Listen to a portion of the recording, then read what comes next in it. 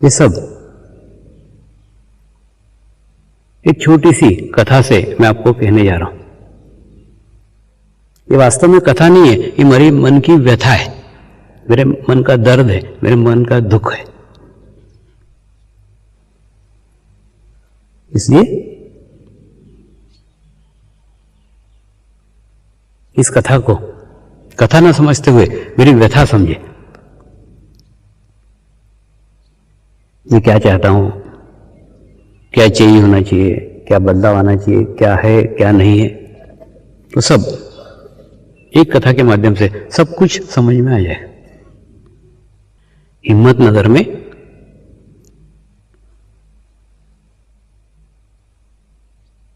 एक अंबालाल नाम का कुम्हार रहता था।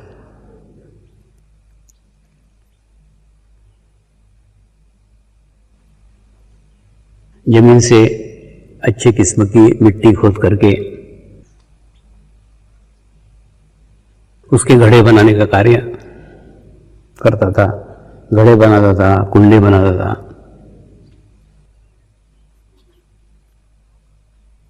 और वो बाजार में बेचने का कार्य करता था। और बाजार में बेचने के लिए उसने अनेकों गधे पाल के रखे थे। और हर साल वो गधों की प्रजा बढ़ती जाती थी। और उसने एक नियम बनाया था, जब ज्यादा गधे हो जाएं तो हर साल पुष्कर मेले में जाने का और पुष्कर के मेले में गधे बेच के आने का। जो ज्यादा गधे हो जाए बेच के आने।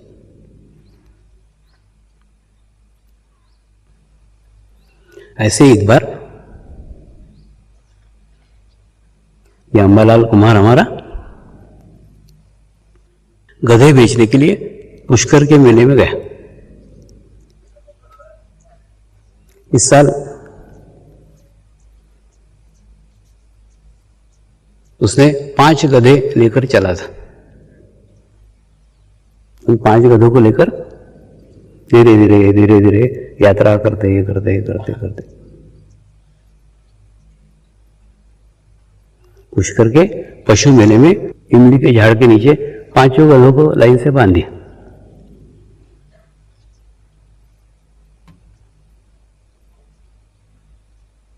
बाकी जगह भी कुछ गधे रखे थे, कुछ गाय थे, घोड़े थे। ऐसा पशु मेला लगा हुआ था। इसमें कोई भी गिराई आता था, गधों की कीमत पूछता था, तो गधों की कीमत जो बताता था वो सुन करके सामने वाला भड़क जाता था। वो बताता था 1 नंबर का गधा 200 रुपए का, 2 नंबर का गधा 200 रुपए का, 3 नंबर का गधा 200 रुपए का, 4 नंबर का गधा 200 रुपए का, 5 नंबर का गधा 1200 रुपए का। और जो 5 नंबर का गधा था उस पर जय बाबा स्वामी का स्कार्फ बंधा हुआ था। तो सब लोग बड़े विचित्र नजर से देखते थे और सोचते थे जब ये 1000 रुपये ज्यादा मांग रहा है तो निश्चित इस गधे में कुछ तो भी होगा, चमत्कारिक गधा होगा। वो बोले इसीलिए उसके ऊपर स्कार्फ बंधा हुआ है। तो धीरे धीरे धीरे धीरे वो गधा तो एक भी नहीं बिका, लेकिन इन गधों की चर्चा पूरे बाजार में हो गई। जो आ रहा है वो बात कर रहा है। और बड़े बड़े भाव की दृष्टि से देखते थे उस 5वें गधे की ओर जिसके ऊपर स्कार्फ बंधा हुआ था। वही लोग बोलते थे हा हा हा क्या दुलत्ती झाड़ता है, दुलत्ती झाड़ता है, उसमें से वाइब्रेशन निकलते। उसके बाद में कुछ लोग बोलते थे नहीं नहीं उसके सानिध्य में अच्छा लगता है, जब भी तो इसके दाम इतने ज्यादा है, क्योंकि 1000 रुपये ज्यादा मांग रहा है तो निश्चित ही कुछ तो भी भीतर भी चेंज होगा, भीतर भी बदला होगा। कोई बोलते नहीं इसके ऊपर गुरु कृपा हुई है क्योंकि स्कार्फ बंधा हुआ है। तो ऐसे अलग अलग लोग अलग अलग आके चर्चाएं करते थे। बाद में धीरे धीरे धीरे धीरे शाम तक पूरे बाजार में चर्चाएं फैल गई। एक चमत्कारिक गधा आया हुआ है, वो गधे के सानिध्य में बहुत अच्छा लगता है, वो गधे के सर पे स्कार्फ बंधा हुआ है। बाद में शाम तक वो कोई भी गधे नहीं बिके, 5 के 5 गधे रह गए, क्योंकि जो आता था वो चमत्कारिक गधे की तरफ ध्यान देता था, बाकी गधों की तरफ ध्यान नहीं देता। तो पशु मेला कमेटी का अध्यक्ष इस अंबालाल कुम्हार के पास आया बोले ये तूने 5 गधे रखे हुए, इस पहले नंबर के गधे की कीमत 200 रुपए, दूसरे नंबर के गधे की कीमत 200 रुपए, तीसरे नंबर के गधे की कीमत 200 रुपए, चौथे नंबर के गधे की कीमत 200 रुपए, पांचवें की 1200 रुपए। तो तूने स्कार्फ भी बांध के रखा है इसके ऊपर, या कोई विशेष गधा है? दिखने को तो पांचों गधे एक जैसे दिखते हैं, रंग भी करीब करीब एक ही जैसा है, उनके दांत देखे तो दांत भी एक ही जैसे थे, यानी एक ही उम्र के थे, सबकी उम्र एक जैसी है, सब दिखने में भी एक जैसे ही हैं, ताकत में भी सब एक जैसे हैं, सब समान है। बाहरी रूप से तो कुछ चेंज नहीं नजर आ रहा है, बाहरी रूप से तो कुछ बदलाव नजर नहीं आ रहा है। तो हमको ये समझ में नहीं आ रहा है कि ये पांचवें गधे में ऐसा क्या है, उसकी कीमत 1200 रुपए मांग रहा है, 1000 रुपए ज्यादा मांग रहा है। तो कोई चमत्कारिक गधा है, कोई गुरु कृपा बरसी है? लोग तो बड़ी बड़ी बातें कर रहे, पूरे दिन भर बातें चल रही उसी की। अंबालाल कुमार वो शर्माया, रास्ते भी लग गया लोगों की मूर्खता के ऊपर। बाद में उसने बताया ऐसा कुछ भी नहीं है, इस पांचवें गधे ने मेरी 1000 की नोट खाई हुई है, तो वसूल तो करने की नहीं, इसलिए उसकी कीमत 1200 रुपए रखी। गधा तो गधा ही है वो।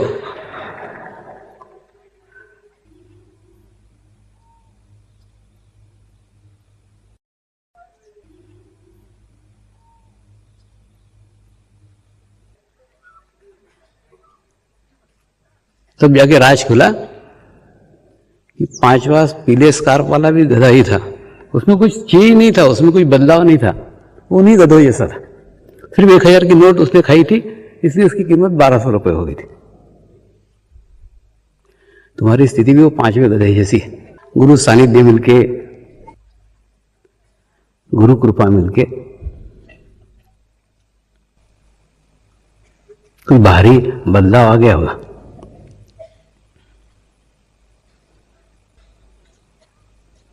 कोई बाहरी चेंज आ गया होगा।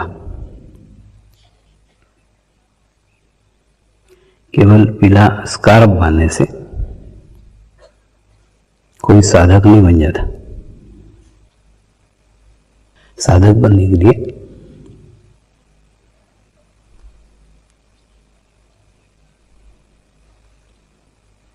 साधना की आवश्यकता होती है।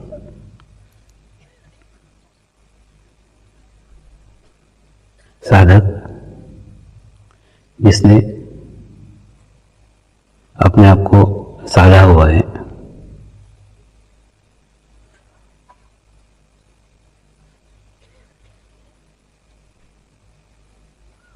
साधक यानी यह सदा हुआ है,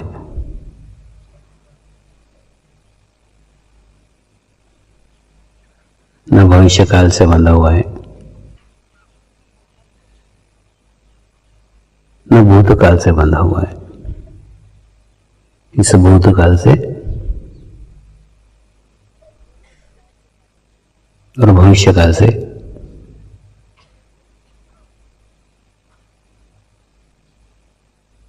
अपने आप को बीच में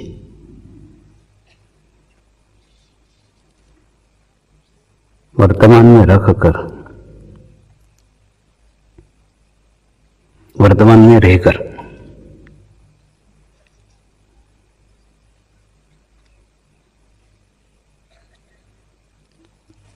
प्रगति कर रहा है, प्रोग्रेस कर रहा है। न उसके जीवन में कोई दुख है,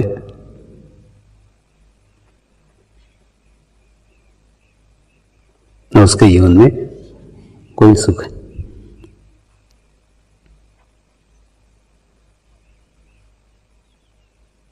क्योंकि दुख और सुख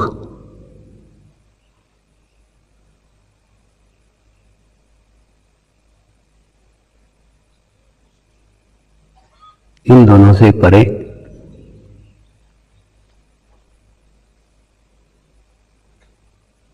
इन दोनों से ऊपर वो पहुंच गए। जीवन में इस 10वें चैतन्य महोत्सव पे थोड़ा एकांत में रुककर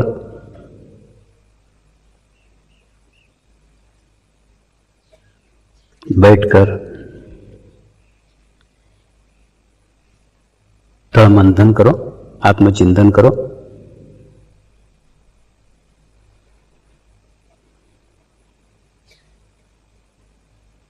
कि इन 10 सालों में हमारे में क्या भीतरी बदलाव आया है, क्या भीतरी चेंज आया है।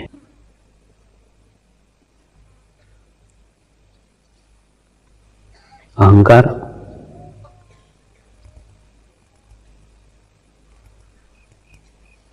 बहुत सूक्ष्म रूप में रहता है।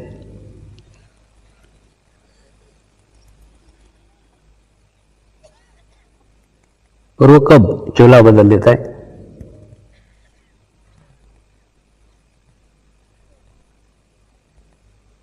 कब रंग बदल देता है?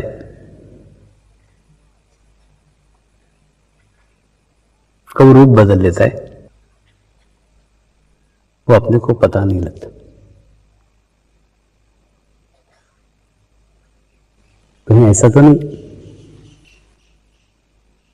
कि अहंकार ने साधक का चोला पहन लिया।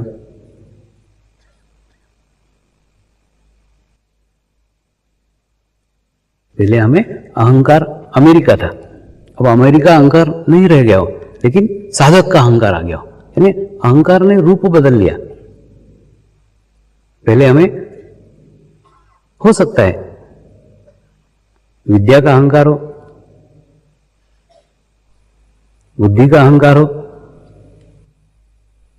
और उस बुद्धि के अहंकार ने चोला बदल लिया, साधक का चोला पहन लिया। यानी अहंकार गया नहीं, परिवर्तित हो गया, चेंज हो गया। पहले हमें रूप का अहंकार हो,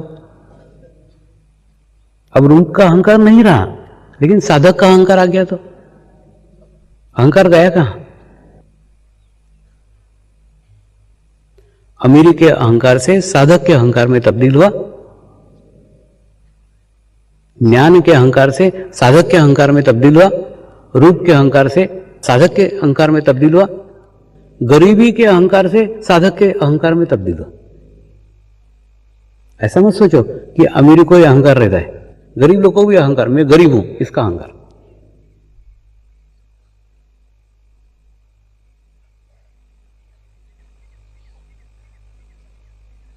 तो अगर आपको अहंकार है कि आप साधक हैं, इसका अहंकार है, तो अहंकार सिर्फ परिवर्तित हुआ है, चेंज हुआ है, गया नहीं है।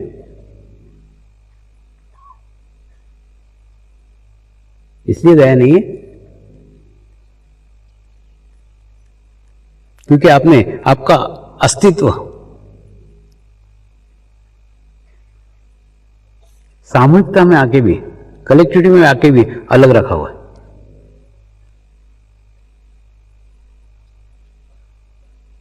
और इस अलग रखने के कारण ही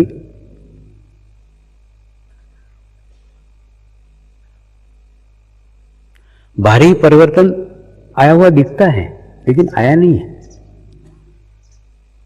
चोला बदला हुआ दिखता है, लेकिन बदला नहीं है।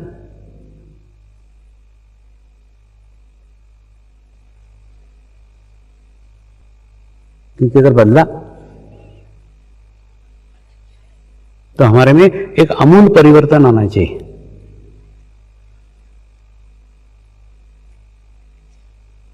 प्रेग्नेंट औरत रहती ना, उसके कमरे के अंदर एक सुंदर बालक का चित्र लगाया रहता है, सुंदर बालक की छवि लगाई रहती।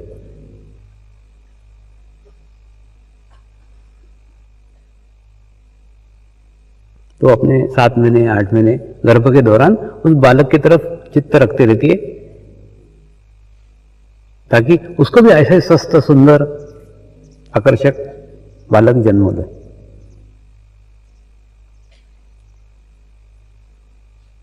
और वो सिर्फ 9 महीने रखती है, 9 महीने में भी वो एक सुंदर बालक को जन्म देती है।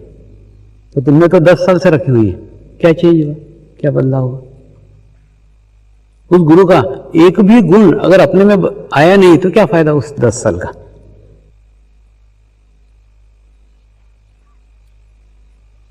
बदलाव कहां से आना चाहिए?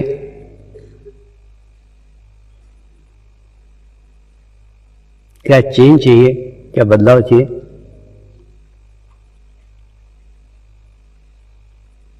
क्या होना चाहिए? क्या है?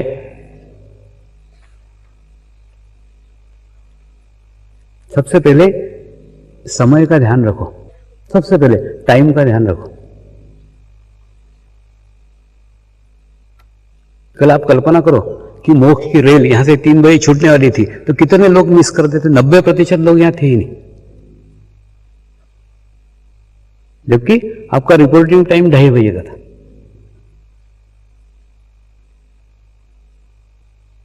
जब मैं ध्यान की कितनी भी अवस्था में हूं, कितनी भी स्थिति में हूं, तो भी मैं मेरे समय पे लथड़ते लथड़ते पहुंच ही जाता हूं। आप होश में नहीं पहुंच सकते, टाइम पे नहीं पहुंच सकते।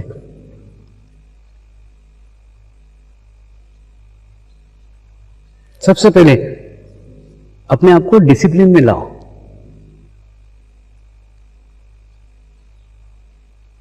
एक बहुत बड़े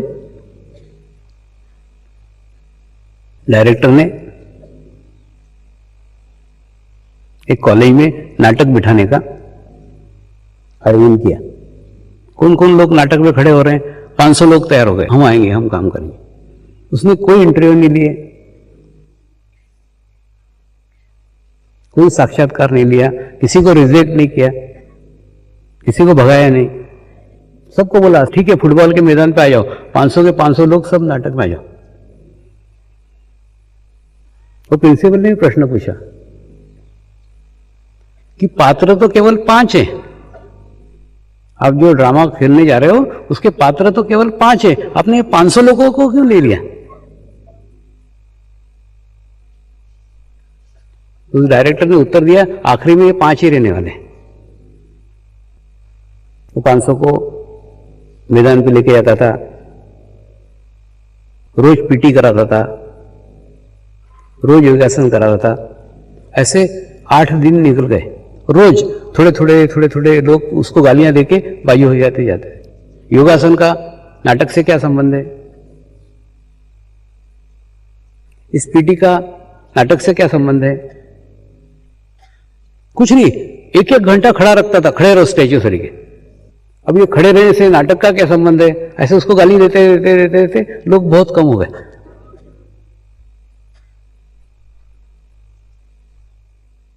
और सचमुच आखिरी में केवल 5 ही लोग बचे, बाकी सब भाग गए, बिना भगाए भाग ही गए। तो उस डायरेक्टर ने कहा, अपने जमाने के बहुत बड़े डायरेक्टर थे, उन्होंने कहा जिसका शरीर के ऊपर नियंत्रण नहीं है वो नाटक क्या खाक करेगा? एक पात्र जब नाटक में बोल रहा है तो बाकी सब पात्रों ने शांत हो जाना चाहिए, स्थिर होना चाहिए, उनकी कोई एक्टिविटी नहीं होना चाहिए।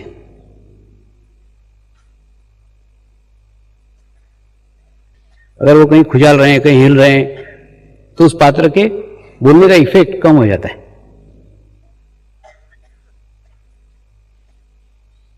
तो यानी नाटक के अंदर भी अगर परिपक्वता लाने की है तो पहले शरीर पे नियंत्रण चाहिए। जब तक शरीर पे नियंत्रण नहीं आता तब तक तुम्हारा कला पे नियंत्रण नहीं आ सकता, तब तक तुम्हारा आत्मा का नियंत्रण।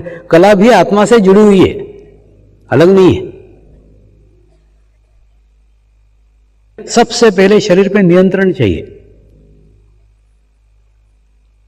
और नियंत्रण के लिए आवश्यक है समय। जो समय दिया है उस समय बराबर पहुंचो ही।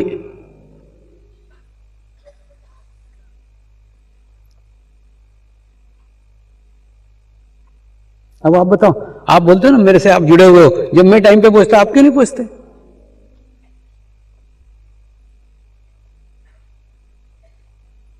मैं इतने ट्रांस की स्थिति में रहता हूं, पत्नी से बात नहीं करता, बच्चों से बात नहीं करता, एकदम अकेला कोने में पड़ा रहता हूं। आज भी सुबह से लैट्रिन के ऊपर जाके पड़ा हुआ था कि नहीं, माने मेरा दूसरे को डिस्टर्ब नहीं होना चाहिए, दूसरे का मेरे को डिस्टर्ब नहीं होना चाहिए। इतनी स्थिति में से भी लथड़ाते कुछ नहीं, नीचे उतरा, नहाया, इधर है।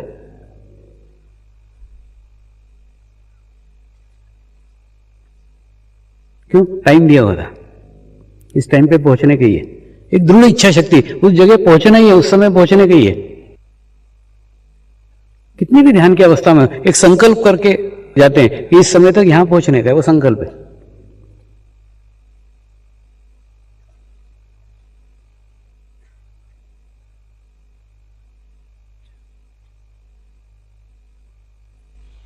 हो सकता है उसके लिए अपने को कुछ छोड़ना पड़े, छोड़ो ना। तो सबसे पहला एक सीखो कि समय पे पहुंचना, सब जगह टाइम टू टाइम देखो, जो टाइम है उसको बराबर ध्यान रखो, कभी भी टाइम को मिस मत करो। कहीं ऐसा नहीं हो टाइम मिस करते करते तुम्हारा सब कुछ मिस हो जाए।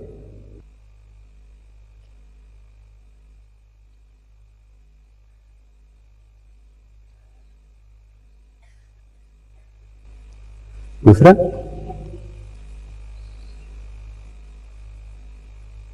ध्यान यानी चित्त के ऊपर नियंत्रण।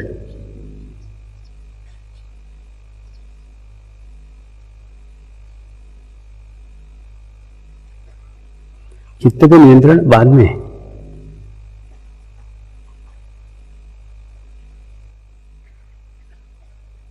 चित्त नियंत्रण के पहले शरीर पे नियंत्रण आवश्यक है। अभ्यास करो ना शरीर पे नियंत्रण का।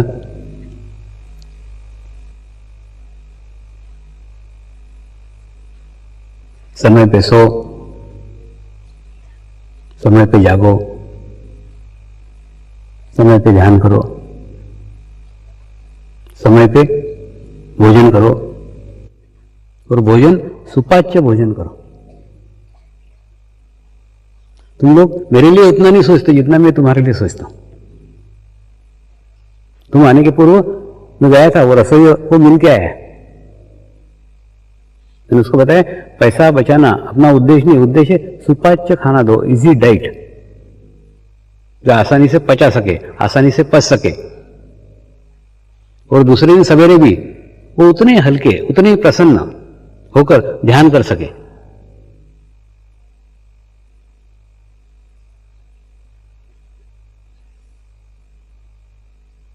आश्रम का खाना एक आदर्श खाना हो, ऐसी मेरी इच्छा है। अब आपके घर पे तो आपके मनपसंद खाते ही रहते हैं, चटपटे व्यंजन खाते रहते हैं, तेल के व्यंजन खाते रहते हैं, घी के व्यंजन खाते रहते हैं।